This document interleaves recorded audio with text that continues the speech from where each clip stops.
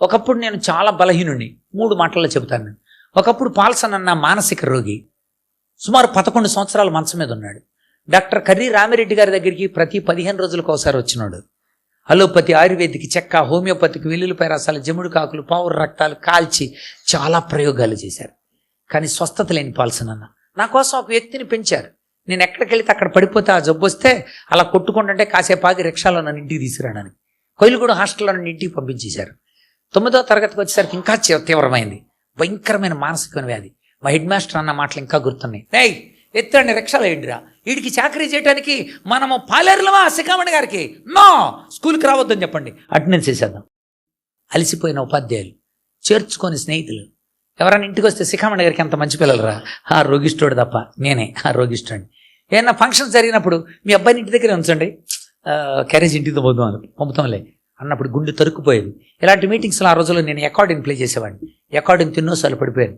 గుడివాకలంక, నరసాపురం, అంతర్వేది, చీరాల చాలా సముద్రాల్లో చచ్చిపోవాల్సినండి ఆ జబ్బుతోనే. కానీ దేవుడు ఎందుకు బతికించాడు ఆ తర్వాత అర్థమైంది. 10th క్లాస్కి వచ్చేసాను. నేను పరీక్ష రాస్తున్నాను. హిందీ పరీక్ష, జబ్బు వచ్చేసింది, పరీక్ష పోయింది. లెక్కల పేపర్ 2 జబ్బు వచ్చేసింది, పరీక్ష పోయింది. సైన్స్ పేపర్ 2 జబ్బు వచ్చేసింది, పరీక్ష పోయింది. 3 పరీక్షలు పోయాను. ఆ రోజుల్లో కంపార్ట్మెంటల్, సెప్టెంబర్ వరకు ఆగాలి. సెప్టెంబర్ తాడేపల్లిగూడెం సెంటర్ తీసుకొచ్చారు. ఎగ్జామినేషన్ వెళుతున్నాను, మధ్యలో జబ్బు వచ్చేసింది, పరీక్ష పోయింది. నెక్స్ట్ మళ్ళీ మార్చి చింతలపూడి ఎగ్జామినేషన్లో జబ్బు వచ్చేసింది, పరీక్ష పోయింది. మళ్ళీ పోలవరం ఎగ్జామినేషన్లో జబ్బు వచ్చేసింది, పరీక్ష పోయింది. నెక్స్ట్ జంగారెడ్డి ఎగ్జామినేషన్లో జబ్బు వచ్చింది, పరీక్ష పోయింది. 10వ తరగతి 7 సార్లు పోయిన మానసిక దౌర్బల్యుడు. ఆ టైంలో నేను తట్టుకోలేకపోయాను. ఎందుకని మా చెల్లి నన్ను దాటుకుని డిగ్రీలోకి వెళ్ళి, మా చెల్లి డిగ్రీ ఫస్ట్ ఇయర్లో జాయిన్ అయితే నేను 10th క్లాస్లో ఉన్నాను. తట్టుకోలేక నేను వేసుకునే ట్యాబ్లెట్లు 30 మింగేసిన ఒక మానసిక దౌర్బల్యుడి పాల్సిన నేను బతకలేనని. సరే బతికాను. చూశారు, హాస్పిటలైజ్డ్, మొత్తాన్ని దేవుడు బతికించాడు. Very good. అయినా నా మనసులో దేవుడు అంటే కసి. దేవుడు ఏం చేస్తున్నాడు, నేను కొట్టుకుంటుంటే ఆయన చంకలు కొట్టుకుంటున్నాడా, ఏం చేస్తున్నాడు దేవుడు. ఇన్ని సంఘాలు ఉన్నాయి, అప్పటికే 8 సంఘాలు ఉన్నాయి. 8 సంఘాల వాళ్ళు ప్రార్థనలు చేస్తున్నారు. నాన్నగారితో పాటు ఎంతోమంది దైవజనులు ప్రార్థన, ఏం చేస్తున్నాడు దేవుడు అని. దేవుడు అంటే ఒక కసి. మనసా నిద్రపో, మరీ మీ తలంచక అదమరిచి నిద్రపో. లోకులు కాకులు అరిచారని, లోకమంతా ఏకమై వచ్చిందని, నీ లోపల ఎత్తి చూపారని బాధపడికి ఇప్పుడు మనసా నిద్రపో, మరీ మీ తలంచక అదమరిచి నిద్రపోని డైరీలో రాసుకున్న పాల్సన్ అన్న ఎలా మారాడు. ఇలాంటి మీటింగుల్లోనే దైవజనుడు కర్ణాటక నుండి వచ్చాడు. జాన్సన్ అని ట్రాన్స్లేట్ చేస్తున్నాడు. మీటింగ్ అయింది. ఆయన చెబుతున్నాడు, దేవుని గురించి నీకు అర్థమైందా? ఎప్పుడన్నా దేవునితో నువ్వు నేరుగా సూటిగా మాట్లాడావా? అసలు దేవుడు నీ జీవితంలో నిజానికి ఒక గొప్ప కార్యం చేయాలని ఇష్టపడుతున్నాడు. తలుపు తెరిచావా? ఆయన స్వరాన్ని గుర్తుపట్టావా? దేవుడు నిన్ను వాడుకోవటానికి అవసరమే కదా ఈ లోకంలో నేను తయారు చేసింది. కడుపు రగిలిపోతా ఉందన్నమాట. మీటింగ్ అయిపోయింది, భోజనం చేశాడు. అన్నయ్య ఆయన కూర్చొని ఉన్నారు. అంతే, ఎన్కౌంటర్ విత్ గాడ్, దేవునితో ముఖాముఖి. 2 గంటలు నేను ఎన్కౌంటర్లో ఉన్నాను. నిజంగా నా ప్రతి ప్రశ్నకి దేవుడు జవాబిచ్చాడు. అప్పుడు అర్థమైంది నేను చేసిన తప్పేంటో. కుమ్మరోణ్ణి అడుగుతుందా నన్ను ఎందుకు ఎలా చేసావని? ఫాల్స్, నిజమే కదా. దేవుణ్ణి నన్ను ఎందుకు ఇలా చేసావని అడుగుతావా? ప్రభువా ఈ పాత్రను కడుక్కో ప్రభువా, ఈ పాత్రను శుద్ధి చేయ ప్రభువా, నీ చేతులు పెట్టుకుని వాడుకో ప్రభువా అని అడుగుతాం కదా. యెషయా గ్రంథం 29వ అధ్యాయం 16వ వచనం చూడు ఒకసారి. అలా అన్ని సమాధానాలు చెప్తూనే ఉన్నారు. ఆయన మా అన్నయ్య చాలా డైరెక్ట్ ఇంటరాక్ట్ చేస్తూ ఉన్నాడు. అయ్యో మీరంత మూర్ఖులు, మీరు కుమ్మరికిని మంటికిని భేదం లేదని ఎంచదగిన. రూపించబడిన వస్తువు రూపించిన వారి ఇతడు నన్ను చేయలేదని అనవచ్చునా? రూపించబడిన వస్తువు రూపించిన వారి బుద్ధి లేదని అనవచ్చునా? నువ్వు అంటున్నావు పాల్సన్, గుండె పగిలిపోతుంది ఒకసారి. ఎస్, నిజంగా దేవుడికి నువ్వు సమర్పించుకుంటే నీ జీవితం అత్యున్నతంగా మార్చడాయన. ఆయన శక్తి కలిగిన సమర్థుడైన, నిన్ను మార్చడానికి ఆయన తగినవాడు. అలా చెబుతున్నప్పుడు నా తప్పేంటి అర్థమవుతుంది. అవును నిజమే, నేనే మూర్ఖుణ్ణి, దేవుడు మార్చగలిగిన శక్తిమంతుడే. నేను దేవుణ్ణి తిట్టుకుంటున్నాను, నేను చూసుకుంటున్నాను, దేవుని వైపు చూడలేదు. ఆ రోజు దేవుని వైపు చూశాను నేను. నా జీవితం చాలా అత్యద్భుతం. మొక్కళ్ళు పెట్టి కన్నీళ్లతో పశ్చాత్తాపంతో యేసు ప్రభువును ప్రార్థన చేశాను. ప్రభువా నన్ను క్షమించు, నిజంగా నేను పాపిని, నేను దోషకుణ్ణి, హింసకుణ్ణి. ప్రభువా నీ గాయాల్లో వేళ్ళు పెట్టినోడిని, నిన్ను దూషించునోడిని, ప్రభువా నన్ను క్షమించు. దొర్లి ఏడ్చాను నేను. నా పాపాలు దేవుడు క్షమించాడు, తన రక్తంతో కడిగాడు ఆయన. అంతేగా తన ఆత్మను నాలో ఉంచాడు, తన యొక్క వాక్యం ద్వారా నా జీవితాన్ని వెలిగించాడు. తెల్లారైనా మీటింగ్స్లో సాక్ష్యం చెప్పాను. దేవుడు గత రాత్రి నాతో మాట్లాడాడు, నా జీవితం నాకు చూపించాడు, నాలోని ప్రశ్నకి సమాధానం ఇచ్చాడు. ఆయనే సమాధానకర్త, నా జీవితానికి ఆయనే సీఈఓ, ఆయనే మారుస్తాడంట. ఎస్, పరిపూర్ణంగా నమ్మాను. మీకు కూడా చెబుతున్నాను, నమ్మి చెడినవాడు నమ్మకయేనాడు, బాగుపడినవాడు వసుధలేడు. నమ్మి చెడినోడు గాని, నమ్మకుండా బాగుపడినోడు గాని ఎవడు ఉండడు. నా జీవితం ఎందుకు తార్కాణం. ఆ తర్వాత నాలో ఎంత మార్పు కలుగుతుంది. ఆ తర్వాత ఇంటర్మీడియట్ నిడదల్లో జాయిన్ అయ్యాను. నిడదల్లోనే కాలేజీలో నేను 3 ఫస్టులు తీసుకున్నాను. నేను ఆశ్చర్యం నాకు. అప్పటి వరకు ఎక్కువ ఆలోచిస్తే భయంకరమైన వ్యాధికి గురైన వాడిని నేను. ఆ తర్వాత కాలేజీలో 3 ఫస్టులు వచ్చినప్పుడు అనిపించింది, డిబేట్ ఎసరెట్ ఎలక్ట్యూషన్స్లో అప్పుడు అనిపించింది నాలో మార్పు కలుగుతుందని. ఆ తర్వాత డిఎన్ఆర్ కాలేజీలో జాయిన్ అయ్యాను. డిఎన్ఆర్లో సెకండ్ ఇయర్లో ఉండగా నన్ను ఫైన్ ఆర్ట్స్ రిప్రజెంటేటివ్ చేశారు. ఫైన్ ఆర్ట్స్ రిప్రజెంటేటివ్గా ఢిల్లీ పంపించారు. డిబేట్ ఎసరెట్ elocution, dramatics, mono actions, mimes, singing, music అన్నిట్లో ఉన్నాను నేను.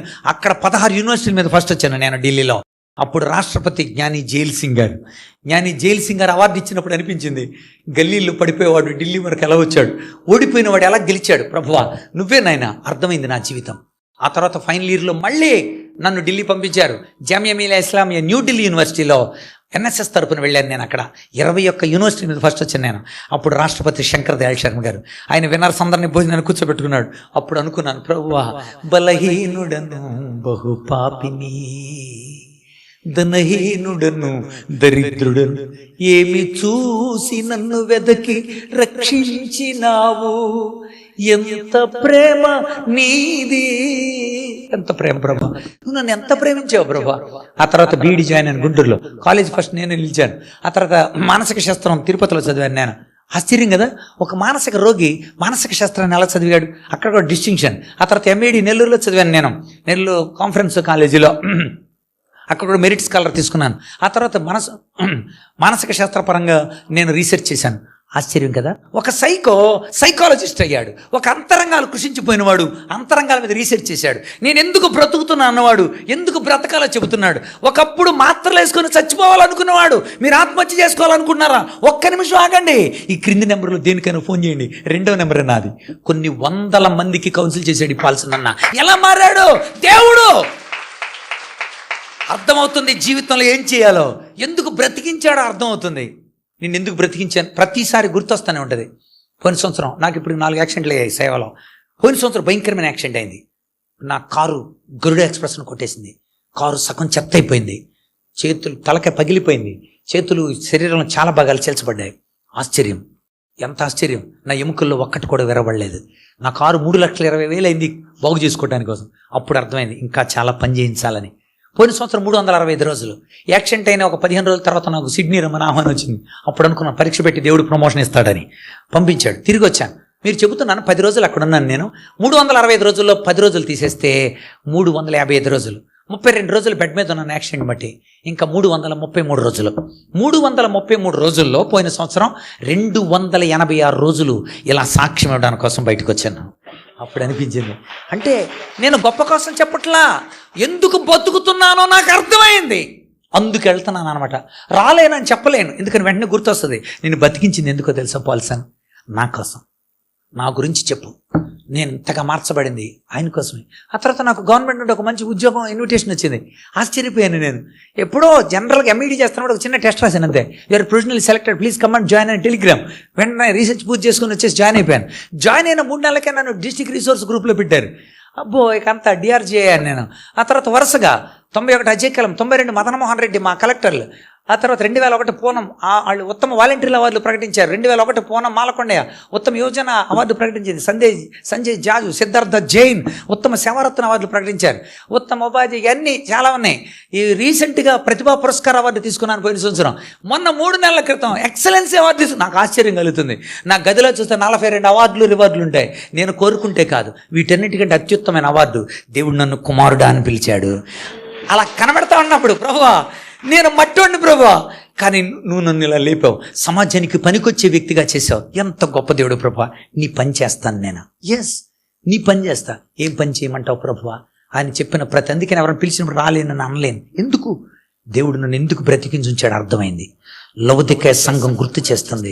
ఇంకా తీవ్రత లేదా, ఇంకా ఉపయోగించుకోవటం తెలీదా, ఇంకా బైబిల్ చదవటం అర్థం అవ్వలేదా, ఇంకా మోకాళ్ళు పెట్టడం అర్థం అవ్వలేదా, ఇంకా కళ్ళు తెరవబట్టడం అర్థం అవ్వలేదా, ఇంకా బట్టలు వేసుకోవడం అర్థం కాలేదా. ప్రభు వస్తున్నాడు అన్నిటికీ, ఆయన పక్కన కూర్చోవడానికి దమ్ము కలిగి ఉండాలన్న సంగతి అర్థం అవ్వలేదా.